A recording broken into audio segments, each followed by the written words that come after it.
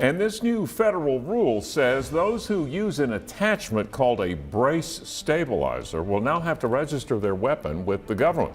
The ATF is banning pistol braces. The debate surrounds this brace that you can add on to a firearm. Now the ATF is putting out new regulations saying if you add this onto a gun, you're going to have to register it with the government. It's going to be called something different and subject to new rules. I want you to realize that there are millions of people that have these braces on their guns right now because the ATF initially said that they were legal. Now they're changing their minds. It means millions of gun owners could be breaking the law if they don't act within the next 120 days. First, let me just say I am livid. I reject this outright. The ATF finalized a new regulation which will reclassify guns with stabilizing accessories as short-barreled rifles, not pistols. That means these guns will require a federal license to own. Owners have a few options. They can register the guns, remove the stabilizing brace, or surrender the gun to the ATF.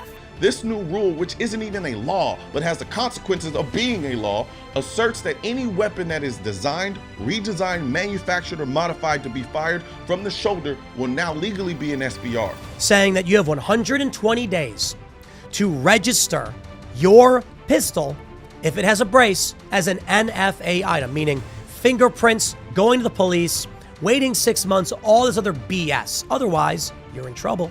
So, because the barrel is a few inches shorter, all of a sudden now I need federal permission to have this? That is, in my opinion, unconstitutional. I think this shows the egregious nature of the ATF's overreach. It doesn't take a genius to see how this is a de facto gun registration.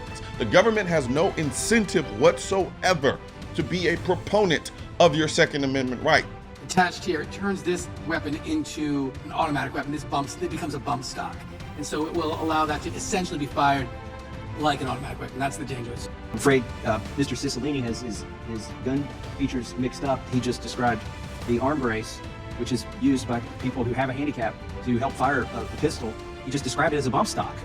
This is a semi-automatic handgun. As quick as I depress the trigger of this Glock 19, a round comes out of the chamber. The functionality between that weapon and this weapon are exactly identical. There is no difference. So you're banning a class of weapons that you don't like the look of, not because of functionality, not because of how fast a round comes out of the weapon, just because you don't like the way that they look, because they function exactly the same way. I mean, yes, but your picture is not a bump stock. Her amendment does not, reclaiming my time, her amendment has nothing to do with the bump stock. That can't even function in your wildest fantasies as a bump stock. The internet's going to help you here in about 5 minutes because you're going to be famous.